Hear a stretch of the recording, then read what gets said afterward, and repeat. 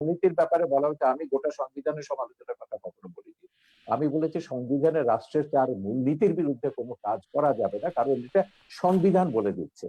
4 মূলনীতির পরিপন্থী কোনো আইন কোথাও কিছু থাকতে পারবে না। আমাদের এখনো শরিয়া আইন নয়, এখানে সেকুলার আইন দিয়ে রাষ্ট্র ব্যবস্থা পরিচালিত হয়। যদিও জামাত, হেফাজত, খেলাফত এরা সবাই শরিয়া আইন কায়েম করবার কথা বলছে, দেশপ্রেমী আইন কায়েম করার কথা বলছে, এবং ভিন্ন মত ভিন্ন ধর্মের সবার বিরুদ্ধে তারা বিষোদ্গার করতে দেখি এরা সহ্য করা হবে না, থাকবে না। ওয়াজগুলো শুনলে আপনি বুঝবেন। আমার কথা খুব পরিষ্কার যে ধর্ম একটা আধ্যাত্মিক ব্যাপার। আপনি যখনই বলবেন যে কি ধর্ম এটা রাজনৈতিক ব্যাপার, তখনই বিভেদ আসবে। উদাহরণ দিয়ে বলি আপনাকে, এটা আপনাকে একটু বুঝতে হবে। 52 সালে যখন পাকিস্তানে কাদিয়ানি দাঙ্গা হলো, মওদুদির নির্দেশে কাদিয়ানি মাসালা যখন লিখলেন, প্রচুর কাদিয়ানিকে সেখানে হত্যা করা হলো। বলা হলো কাদিয়ানিরা মুসলমান নয়, এদেরকে হত্যা করতে হবে। এবং সে কাদিয়ানি দাঙ্গার পরে লাহোরে পাকিস্তানে একটা সামরিক আদালত একটা কমিশন গঠন করেছিল। প্রথমে আদালত করা হয়েছিল, পরে কমিশন হয়েছে, জাস্টিস মুনির কমিশন। এটার নাম ছিল জাস্টিস মুনিরের নেতৃত্বে একটা কমিশন করা হয়েছিল। এই কমিশন পাকিস্তানের 15 জন ইসলামিক স্কলারকে এবং ধর্মীয় রাজনৈতিক দলের নেতাকে, যেসব ধর্মভিত্তিক রাজনৈতিক দল আছে, জামাত ইসলামী এবং নেজামি ইসলামী তখন ছিল, এদেরকে ডেকেছিলেন এবং তারা কতগুলো প্রশ্ন করেছিলেন। এই মুনির কমিশনের রিপোর্টটা আমি মনে করি একটা যুগান্তকারী বক্তব্য, যেটা হচ্ছে কেন একটা রাষ্ট্র ধর্মের ভিত্তিতে হতে পারে না। সেখানে মুনির কমিশন 4টা প্রশ্ন করেছিল প্রধান ইস্যুতে। একটা হচ্ছে ইসলাম কাকে বলে, মুসলমান কাকে বলে, এবং সেইখানে তারা বলছেন যে 15 জনের মধ্যে 15 জন 15টা ব্যাখ্যা দিয়েছেন ইসলাম এবং মুসলমানের। তারপর কতগুলো প্রশ্ন তারা করছেন, যেমন জামাত ইসলামীকে বলেছেন যে আচ্ছা আপনারা তো ইসলামী হুকুমতে বিশ্বাস করেন, কারণ দেশের অধিকাংশ মানুষ হচ্ছে মুসলমান, তাদের অনুযায়ী শরিয়া আইন অনুযায়ী চলবে। তো ভারতের সংখ্যাগরিষ্ঠ মানুষ তো হচ্ছে হিন্দু, তারা যদি এখন মনুর রাজত্বে বিশ্বাস করে, মনুর সংবিধানে বিশ্বাস করে, হিন্দু আইনে ভারত চলবে, আপনি কি সেটা মেনে নেবেন? তিনি বললেন যে ওটা ভারতের ব্যাপার, আমাদের ওখানে কিছু বলার। ওকে, একটা সেকেন্ড সেটা হচ্ছে, এখন ধরুন ভারত পাকিস্তানের সঙ্গে একটা যুদ্ধ হলো, এখন সেখানে ভারতের মুসলমানদের দায়িত্বটা কি হবে? না, প্রথমে বলে যে পাকিস্তানের হিন্দুদের দায়িত্বটা কি হবে, এখানে তো হিন্দুরা আছে। উনি বললেন না, নিশ্চয়ই ভারতের সঙ্গে পাকিস্তানের যুদ্ধ হলে হিন্দুদের তো অবশ্যই পাকিস্তানকে সমর্থন করতে হবে, ভারতের বিরুদ্ধে যুদ্ধ করতে হবে। তারপর বললেন এবার আসুন সেখানে ভারতের মুসলমানদের দায়িত্বটা কি হবে। তারা পরিষ্কার বললেন যে ভারতের মুসলমানদের দায়িত্ব হচ্ছে পাকিস্তানের পক্ষে, ইসলামের পক্ষে লড়াই করা, তার নিজের দেশের বিরুদ্ধে। তো এরপরে তারা আরো অনেকগুলো এই ধরনের অসঙ্গতিপূর্ণ প্রশ্ন করেছেন এবং তারপর বললেন যে কি যে কে মুসলিম কে মুসলিম নয় এটা নির্ধারণ করার দায়িত্ব সংবিধান সরকারকে দেয়নি। এটা যদি করতে হয় তাহলে এখানে হানাহানি, সংঘাত, সংঘর্ষ এটা চলতেই থাকবে। সুতরাং ওই যে কাদিয়ানীদেরকে তখন যত মুসলমান অমুসলিম ঘোষণার দাবি করেছিল, তখন তারা বলেছিলেন এটা রাষ্ট্রের এখতিয়ার নয়, এটা ধর্মের এখতিয়ার, এবং ইসলামেও আছে মোহাম্মদের উম্মতদের মধ্যে এতগুলো ভাগ হবে, কতগুলো 73টা ভাগ হবে, এবং তারা কি কোথায় কি যাবে, বেহেশতে যাবে না দোজখে যাবে, আমি সেই বিতর্কে যাচ্ছি না। ইসলামের এগুলো ভাগ নিয়ে তিনি যেমন বলেন, মওদুদি নিয়ে তাদের মধ্যে আলেমদের মধ্যে দ্বিমত আছে, খেলাফত নিয়ে দ্বিমত থাকতে পারে। মওদুদিরা বিশ্বাস করেন, জামাত বিশ্বাস করে তারা গণতান্ত্রিক ভাবে ক্ষমতা যাবে, যে মওদুদি গণতন্ত্রকে একসময় কুফরি মতবাদ বলেছিলেন, নির্বাচনকে তিনি শিকারী কুকুরে দৌড় বলেছিলেন, পরে তারা আবার নারী নেতৃত্বকে হারাম বলেছিলেন, এগুলো পরে সবই তারা মেনে নিয়েছে। এইটা যদি রাজনীতিকে যদি আপনি নিয়ে আসেন, ধর্মকে যদি রাজনীতিতে নিয়ে আসেন, তাহলে এই যে বিভক্তিগুলো, এই বিভক্তিগুলো কিন্তু আপনাকে টুকরো টুকরো করে দেবে। পাকিস্তানের দিকে তাকিয়ে দেখুন, ইরাকের দিকে তাকিয়ে দেখুন, আল কায়দা আইসিস কি করেছে, তারা তো যা করেছে ইসলামের নামে কিন্তু করেছে। আমার এখানে একটা প্রশ্ন আছে আপনার কাছে, আপনি কি মনে করেন ভারত ধর্মনিরপেক্ষ? ভারত সাংবিধানিক ভাবে ধর্মনিরপেক্ষ, কিন্তু বর্তমানে ভারত যেটা করছে এটাকে মোটেই ধর্মনিরপেক্ষ বলা যাবে না। ওকে, সেখানে ধর্মনিরপেক্ষ তার আসন্ন এখানকার যে জড়াজড়ি দিয়েছে। সেখানকার যে ধর্মীয় জনগোষ্ঠী রয়েছে সেখানে কি উগ্র পন্থা রয়েছে কিনা আপনি কি মনে করেন? অবশ্যই আছে, এবং সেখানে তো তার বিরুদ্ধে লড়াই করতে হবে। সেখানকার হিন্দুদের প্রধান দায়িত্ব হচ্ছে সেকুলারিজমে যেসব হিন্দুরা বিশ্বাস করেন সেখানকার সংখ্যালঘিষ্ঠ এবং আপনি কি মুসলমানদের মনে করেন প্রোটেকশন এবং রক্ষার দায়িত্ব তাদের। হিন্দু মৌলবাদের যে উত্থান হয়েছে বর্তমানে সেটাকে আপনি কতটুকু বিশ্বাস করেন, এবং সেই হিন্দু মৌলবাদের সর্বশক্তির সহায়তা নিয়ে বর্তমানে বিজেপি সরকার অধীন রয়েছেন? আমি এটা কখন অস্বীকার করছি না, আমি মানা করলাম কখন? এটা ভারত জি, কেন বলছেন, সারা বিশ্বব্যাপী এখন মৌলবাদের ধর্মের নামে উন্মাদনা হচ্ছে। ভারতে হিন্দু ধর্মের নাম সাউন্ড হচ্ছে, তাকে সাউন্ডটা বেশি মায়ানমারে আমাদের মুসলিম ধর্ম নিয়ে কেন হচ্ছে সেটাই প্রশ্ন আর কি। কে বলছে? কে মুসলিম নিয়ে কথা বলছে? আমি মায়ানমারে যখন বুদ্ধিস্ট মংকরা যখন মুসলিম নিধন নিয়ে কথা বলছে, সবচেয়ে বেশি রোহিঙ্গাদের ব্যাপারে নির্মূল কমিটি কথা বলেছে, আমাদের সংগঠন কথা বলেছে, আমরা কমিশন গঠন করেছি, আন্তর্জাতিক সেমিনার অন্তত কয়েক ডজন ইন্টারন্যাশনাল সেমিনার করেছি যে বার্মাতে বুদ্ধিস্ট মংকদের একটা গোষ্ঠী, আমি গোটা বৌদ্ধ ধর্মকে বলবো না, মংকরা, আমি কখনো ইসলাম ধর্ম বলছি না, হিন্দু ধর্ম বলছি না, কিছু ধর্ম ব্যবসায়ী রাজনৈতিক মতলবে ধর্মকে ব্যবহার করছে, ইহুদি ধর্মের নামে যেমন করছে, হিন্দু ধর্মের নামে হচ্ছে, ইসলাম ধর্মের নামে হচ্ছে, খ্রিস্টান ধর্মের নামে হচ্ছে, এমনকি সবচেয়ে শান্তির ধর্ম যেটা বলা হয় বৌদ্ধ ধর্ম, সেই নামেও কিন্তু হচ্ছে, বার্মাতে হচ্ছে, সিলনে হচ্ছে, এগুলো আমরা দেখছি, সারা বিশ্বব্যাপী দক্ষিণ পন্থার এই তাণ্ডব গুলো এই আমরা দেখছি। হিন্দু সেই জন্যই আমরা বলছি, হিন্দু মৌলবাদের কথাটা শেষ করতে দিন, হিন্দু আমি যেটা মৌলবাদের বলতে চাইছি, আমি কোনো মৌলবাদকে সাপোর্ট করি না, এমনকি নাস্তিকরাও যখন মৌলবাদীদের ভাষায় কথা বলে সেই নাস্তিকতাকেও আমি সমর্থন করি না। আমার কথা হচ্ছে, বিশ্বে আস্তিক আছে, নাস্তিক আছে, 600 কোটি মানুষ বিভিন্ন ধর্মে বিশ্বাস করে, 100 কোটি মানুষ কোনো ধর্মে বিশ্বাস করে না। এই পৃথিবীতে সব মানুষের সমান অধিকার মর্যাদা নিয়ে বাস করবার অধিকার আছে। এইটাকে আপনি যে ধর্মের নামে দিন না কেন, আপনার কাছে ধর্মের আবারও নামে আসছি আপনি জনাব মানুষের কানিয়ার কবির, জি বিভক্তি করতে পারবেন না। জি, আপনার কাছে আবারও আসছি ডক্টর এনায়েতুল্লাহ আব্বাসী, বলবেন দয়া করে। আপনার কাছে আমি কিছু প্রশ্ন রাখতে চাই, আমার কাছে অনেকগুলি প্রশ্ন রয়েছে, কিন্তু আপনাকে ছোট করে প্রশ্নগুলো বলছি। জনাব জনাব এনায়েতুল্লাহ আব্বাসী, যে কোরআনের রাজনীতি সম্পর্কে কোনো আয়াত রয়েছে কিনা কোরআনে, নাম্বার ওয়ান। জি, ইতিমধ্যেই রাজনীতির ব্যাপারে কয়েকটি আয়াত এবং সহিহ হাদিস শুনিয়েছি। হ্যাঁ, এটা এখন বলবেন। এখন তারপর ধর্মনিরপেক্ষতা মানে কি, ধর্মহীনতা নয়, এটা কতটুকু ঠিক? কিছু বুদ্ধিজীবী বলে থাকে ইসলামের প্রথম ব্যাখ্যা প্রথম বাংলাদেশের প্রথম- আলেমদের। আমি উত্তর দিচ্ছি উত্তর দিচ্ছি না, তিনি আপনি দিয়েন, একসাথে দিয়েন। আমি কিছু ইসলামের ব্যাখ্যা কি বাংলাদেশি আলেমদের কাছ থেকে নিব ইসলামের নাকি? ব্যাখ্যা না সাগর, কথা হচ্ছে সাগর, আপনি প্রশ্নটাকে অন্যদিকে নিয়ে যাচ্ছেন। আমি ইসলামের ব্যাখ্যা শুনতে চাইছি না, আমি শুনতে চাইছি বঙ্গবন্ধু সেকুলারিজম সম্পর্কে সংবিধানে কি বলেছে। পরে প্রথম বাক্যটি হচ্ছে হ্যাঁ, ধর্মনিরপেক্ষতা এটা মানে ধর্ম। আপনারটা বলবে। আপ- হ্যাঁ, আপনারটা বলবে। আমি পাশাপাশি অন্য কিছু প্রশ্ন আসছে, সেটাই আমি দিচ্ছি, উনি একসাথেই বলবেন সবগুলো। আপনাদের ইসলামীয় রাজনৈতিক সাগর উদ্দেশ্য সাহেব, কি, এবং এটা তো বলে গেছেন। জি, আপনি বলুন দয়া করে। জি জি, প্রথম কথা হচ্ছে তিনি একটি কথা স্বীকার করেছেন, ধর্মহীনতা বা সেকুলারিস্টের অর্থ জাগতিক, এই অর্থে বঙ্গবন্ধু বাংলাদেশে ধর্মনিরপেক্ষতা চাননি। যেহেতু ধর্মনিরপেক্ষতার আবিষ্কার কখন থেকে, এই তত্ত্বটা পৃথিবীকে কে দিল, এখানে স্পষ্ট ইতিহাসের মধ্যে আছে, secularism was first used by the British writer George Holyoake in 1851। 1851 সালে ব্রিটিশ লেখক তিনি জর্জ হলিওক, তিনি প্রথম ধর্মনিরপেক্ষতার তত্ত্ব আবিষ্কার করেছেন। এখন সেই তত্ত্ব অনুযায়ী যদি বঙ্গবন্ধু ধর্মনিরপেক্ষতা না ধর্মহীনতা হয় কিংবা ইহজাগতিক একটিও না হয়, তাহলে তো ধর্মনিরপেক্ষতার সংজ্ঞাটি বদলে দেওয়া উচিত।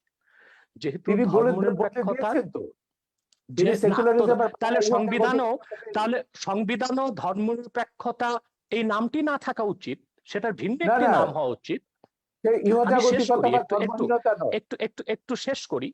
যেহেতু বঙ্গবন্ধুর ধর্মনিরপেক্ষতার তত্ত্ব যারা আবিষ্কার করেছে তাদের সাথে মোটেও মিল নেই, অতএব সেই ধর্মনিরপেক্ষতা নামটি পরিবর্তন করে দিলে আমাদের দেশের সংঘাত কিংবা ইসলামী চিন্তাবিদদের সাথে জেনারেল শিক্ষিতদের দ্বন্দ্ব অনেকটাই কমে যায় এবং চিন্তার বিনিময় হয় ও বুঝার ক্ষেত্রে খুব সুবিধা হয়ে থাকে।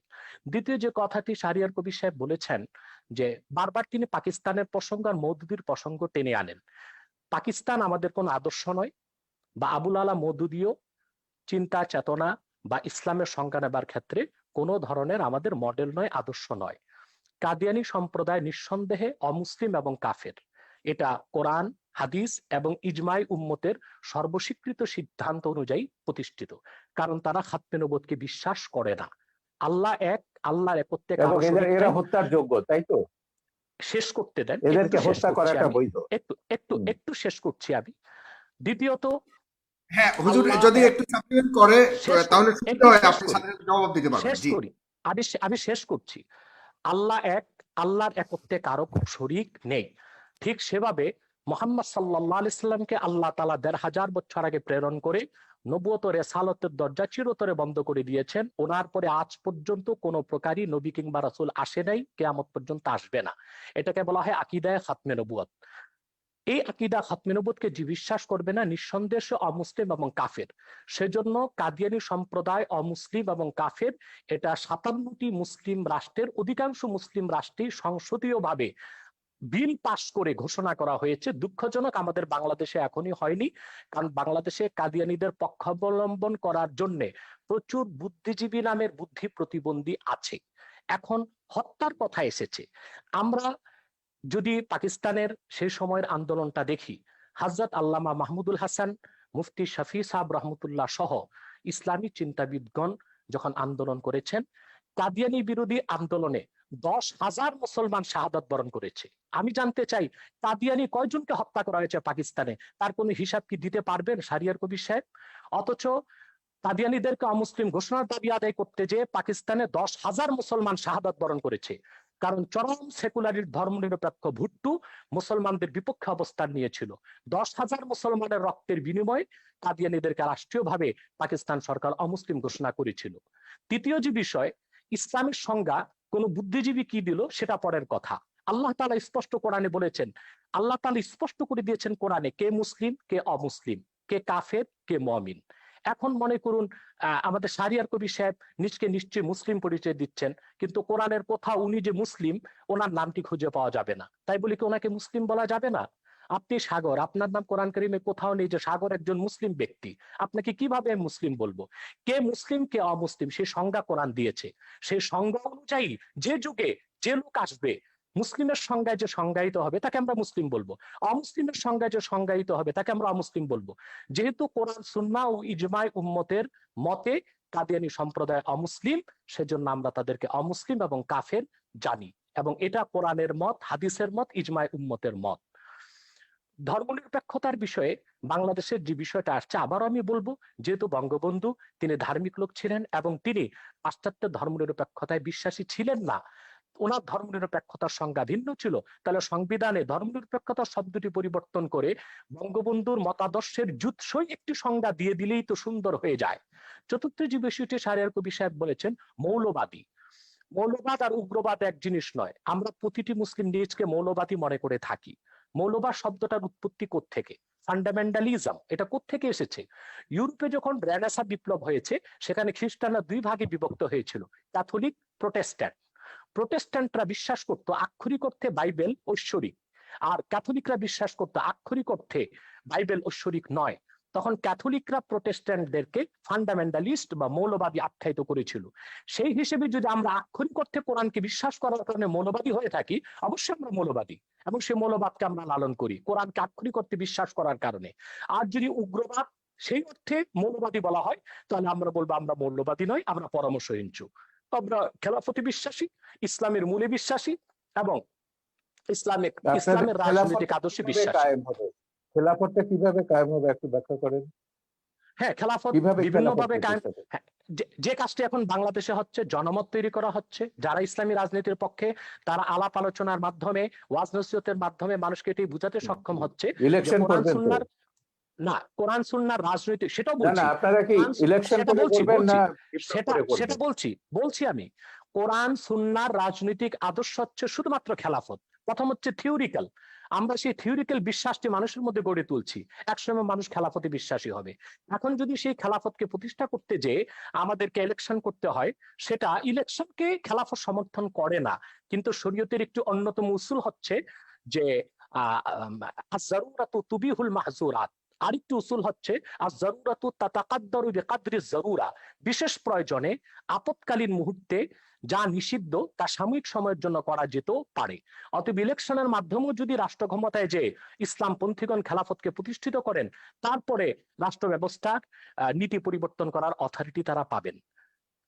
তৃতীয় যে বিষয়টি আমি বলবো, যে আজকে সারা পৃথিবীতে গণতন্ত্র সমাজতন্ত্র ব্যর্থতার পরিচয় দিয়েছে। গণতন্ত্র সমাজতন্ত্র ধর্মনিরপেক্ষতা কাগজে কলমে আছে, বাস্তবতায় পৃথিবীর কোথাও নেই। বরং পৃথিবীর শক্তিশালী রাষ্ট্রগুলো এখন খেলাফত ব্যবস্থার দিকে ধাবিত হচ্ছে, অঘোষিতভাবে প্রচার না করে। যেমন মস্কোতে সোভিয়েত রাশিয়া ভেঙে যাবার পর এখন পুতিন ক্ষমতায় এসেছে, সে অনেকটা একনায়কতন্ত্রকে গ্রহণ করেছে। সেখানে গণতন্ত্রের দোহাই দিয়ে দীর্ঘমেয়াদী ক্ষমতায় সে আছে, অর্থাৎ একজন ব্যক্তিকে রাষ্ট্র পরিচালনায় তারা পছন্দ করে নিয়েছে, যেটা অনেকটা খেলাফতের কনসেপ্টের সাথে মিলে যায়। চায়নাতে প্রধানমন্ত্রীকে আজীবন ক্ষমতা তারা দিয়েছে, সেটাও খেলাফতের সাথে অনেকটা সাদৃশ্য অবলম্বন করে। মূলত খেলাফত ব্যবস্থার মাধ্যমেই একটি কল্যাণময় রাষ্ট্র হতে পারে, এমন একটি রাষ্ট্র হতে পারে যেখানে ইসলামের সমান অধিকার সংরক্ষিত হতে পারে, পাশাপাশি অন্যান্য ধর্ম সমান অধিকার লাভ করতে পারে। খেলাফত 1300 বছর পৃথিবীকে নেতৃত্ব দিয়েছে। সেই খোলাফায়ে রাশিদিন, তাদের পরে খেলাফতে বানি উমাইয়া, খেলাফতে বানি আব্বাস এবং অটোমান সাম্রাজ্য, যেটাকে বলা হয় খেলাফতে উসমানিয়া, 1924 সাল পর্যন্ত বিশ্বকে নেতৃত্ব দিয়েছে। এমন কোন ইতিহাস পৃথিবীর কোথাও খুঁজে পাওয়া যাবে না তখন অন্য ধর্মের উপর নির্যাতন নিপীড়ন হয়েছে, অন্য ধর্মের মানুষের অধিকারকে ক্ষুণ্ণ করা হয়েছে। বাদশাহ আকবর যখন দ্বীন এলাহিকে প্রতিষ্ঠিত করেছিল ভারতে, পরবর্তীতে তার নাতি বাদশাহ আলমগীর যখন খেলাফতের অনেকটা কনসেপ্ট গ্রহণ করেছিল, ইসলামী শরিয়া ব্যবস্থাকে চালু করেছিল, বিধিবদ্ধ ইসলামের সংবিধান ফাতাওয়া হিন্দিয়া বা ফতোয়া আলমগীরি সংকলন করেছিলেন, তখন ভারতে কোথাও কোন একটি হিন্দু মন্দিরের উপর আঘাত করা হয়নি, হিন্দুদের কোনো উপাসনালয়, কোনো ধর্মস্থানে আঘাত করা হয়নি। হিন্দুরা অত্যন্ত অবলীলায় এবং সুন্দরভাবে তাদের ধর্ম পালনের সুযোগ পেয়েছে। অথবা খেলাফত রাষ্ট্র প্রতিষ্ঠিত হলেই অন্য ধর্মের মানুষ তার ধর্মীয় অধিকার পালন করতে পারে এবং সুযোগ সুবিধা গ্রহণ করতে পারে, এবং পৃথিবীকে একদিন আবার ফিরে আসতে হবে খেলাফতের দিকেই, এবং মুসলিম বিশ্বগুলো আবার খেলাফতের দিকে ফিরে আসবে, সেটাও একটি চিরন্তন সত্য কথা। আপনাকে অনেক ধন্যবাদ। প্রায় 20,000 মানুষ এই মুহূর্তে একসাথে আমাদের অনুষ্ঠানটি দেখছে। দর্শক, আপনারা অবশ্যই এই 20,000 মানুষ যারাই দেখছেন তারা অবশ্যই আমাদের পেজটিকে লাইক দেবেন, এবং আমাদের যে ইউটিউব চ্যানেলটি আছে সেখানে একটু পরে এটা আবারও প্রচারিত হবে, সেখানে আপনারা দেখতে পাবেন। যারা প্রথম থেকে দেখতে পারেননি তারা অবশ্যই আমাদের ইউটিউব চ্যানেলটিকে সাবস্ক্রাইব করবেন। জনাব শাহরিয়ার কবির, আপনার কাছে আসছে। আপনার অনেক শুনেছেন জনাব ডক্টর এনায়েতুল্লাহ আব্বাসীর কথা। আপনার কাছে আমি আরেকটি প্রশ্ন করতে চাই যে আপনি ধর্মীয় আলোকে শিক্ষা ব্যবস্থার ঘোর বিরোধিতা করেছেন এবং কিছু কিছু বিষয়ে আপনি অনেক আপত্তি তুলেছেন বিভিন্ন সময়ে।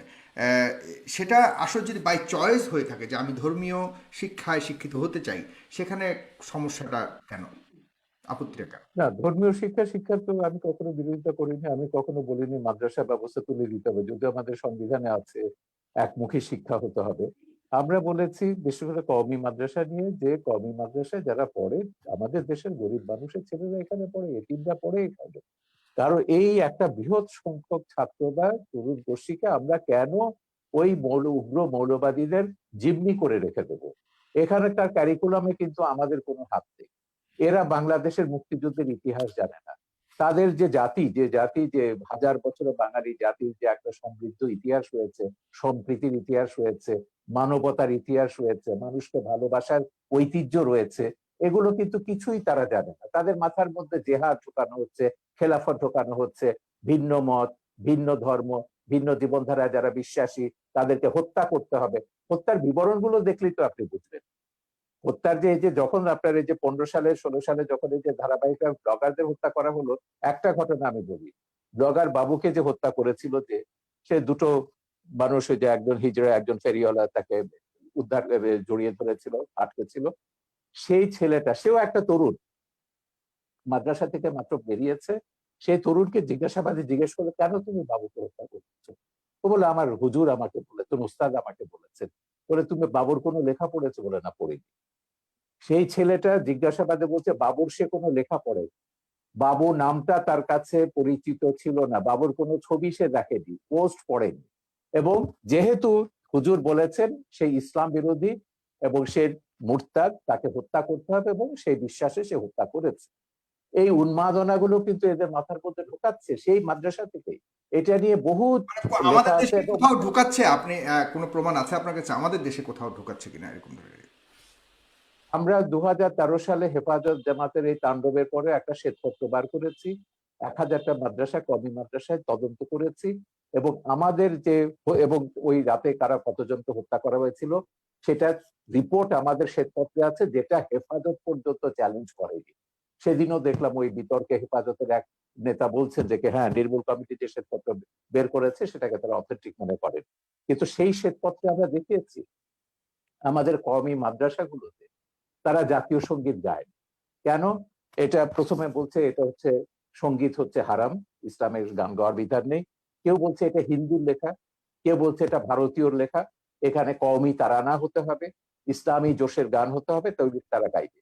তো এখন একটা কথা ভাবুন, যে যে তার ইতিহাস জানে না, যে তার মুক্তিযুদ্ধের কথা জানে না, তার ও গৌরব জানে না, তার মাথার মধ্যে তো আপনি ঢুকিয়ে দেবেন যে সিরিয়াতে সব এই যে মুসলমানদের মেরে সাফ করতে যাচ্ছে, করে ফেলছে, আফগানিস্তানের সব মুসলমান মেরে সাফ করে ফেলছে কমিউনিস্টরা বা অন্যরা, ওই শিয়ারা, ওখানে আসাদের লোকেরা, তোমরা ওখানে যাও, গিয়ে জেহাদ করো।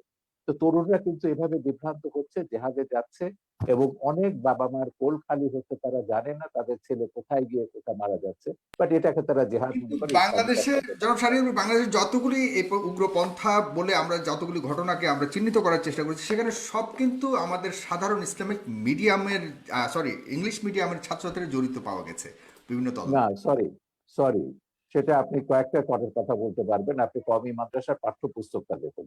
ইংলিশ মিডিয়াম কেন, আমি তো ইউরোপের কথা বলেছি। সিরিয়াতে জেহাদ করতে গেছে, সেখানে 5,000-এর ওপর সাদা ইউরোপিয়ান মুসলিম, মুসলিম, তারা গেছে। তারা কি জন্য, তাদের কয়েকজনের সঙ্গে আমি কথা বলেছি, আমার ছবিতে তাদের ইন্টারভিউ আছে। তারা বলছে it was an adventure, they were killing bad guys and we were the good guys, we went there to kill the bad guys. এই যে গেম গুলো তারা খেলছে, bad guys will be killed by the good guys, এই adventure থেকে তারা বলছে। আমাকে একটা ছেলে বলছিল, সে আবার ইন্ডিয়ান ছবি দেখে, বলে তার হিরো ছিল শাহরুখ খান। বলে দেখো, শাহরুখ খান তো ওখানে দামি একটা রাইফেল নিয়ে এসে যুদ্ধ করছে বা হিরোইজম দেখাচ্ছে, আমি সিরিয়াতে জেহাদ করতে যাচ্ছি, I will be having a real AK-47।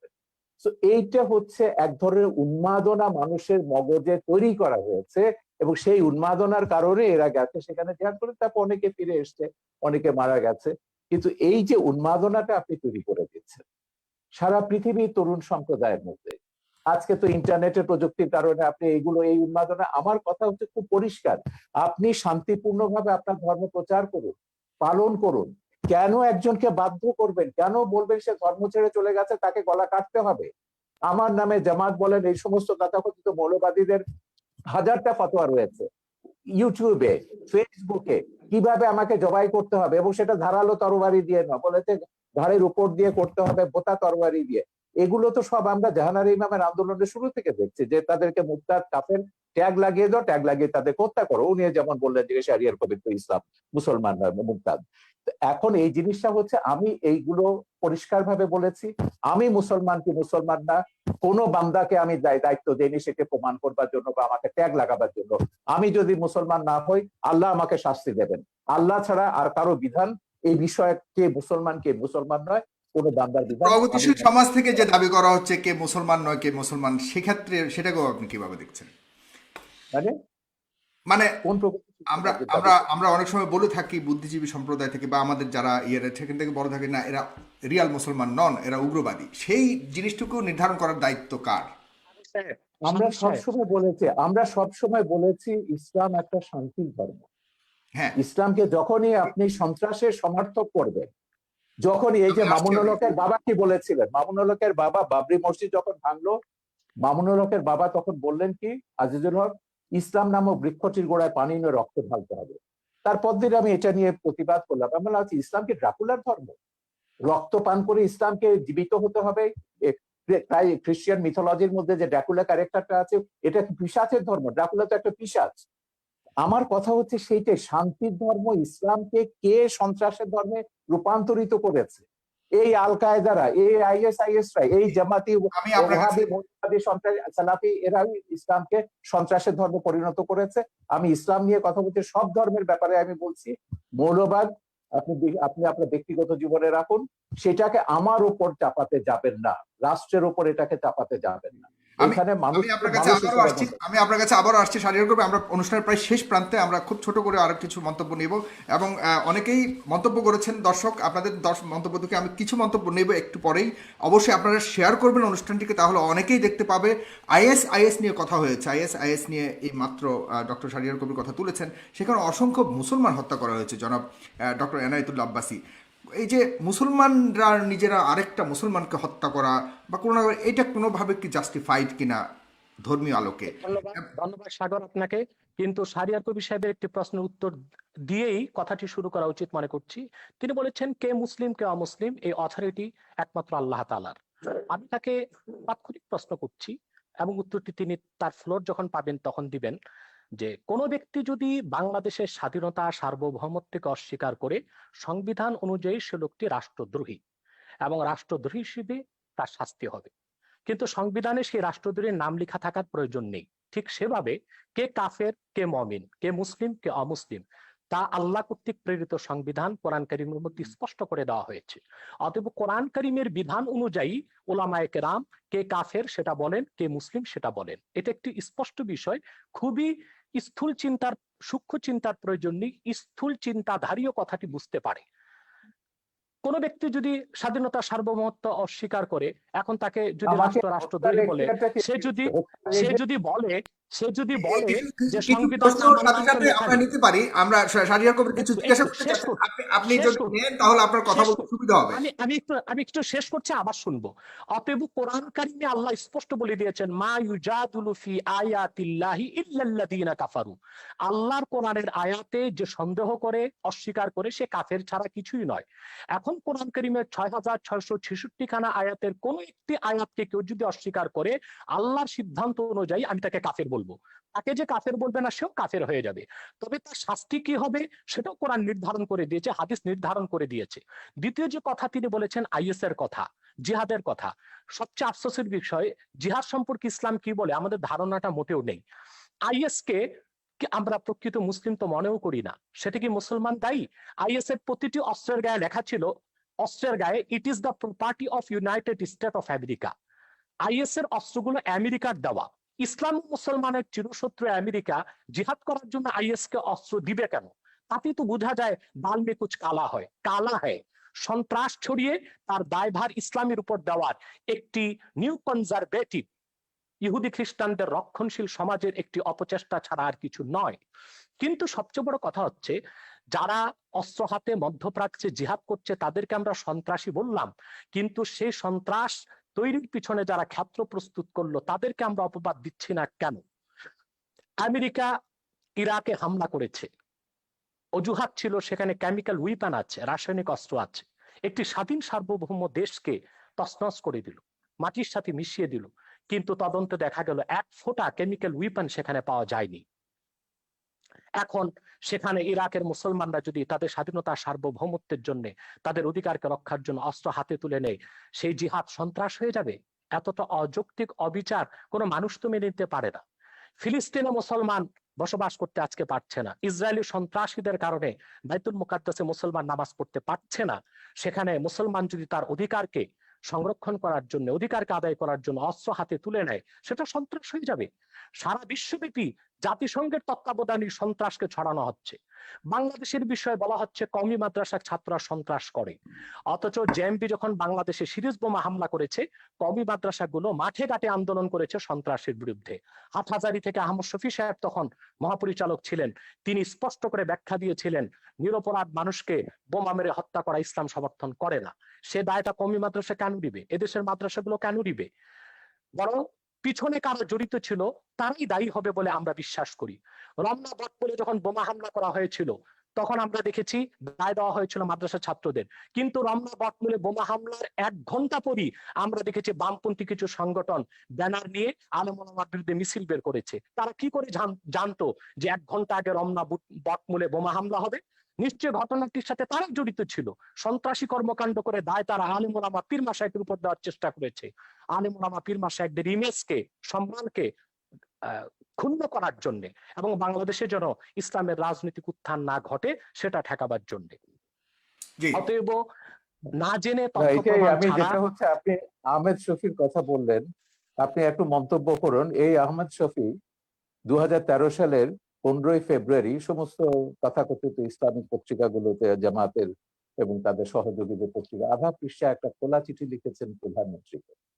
সেখানে আমার নাম, মুনতাসির মামুনের নাম, জাফর ইকবালের নাম, আমাদের সবার নাম উল্লেখ করে বলেছিলেন এইসব নাস্তিক, মুরতাদ, কাফের এরা।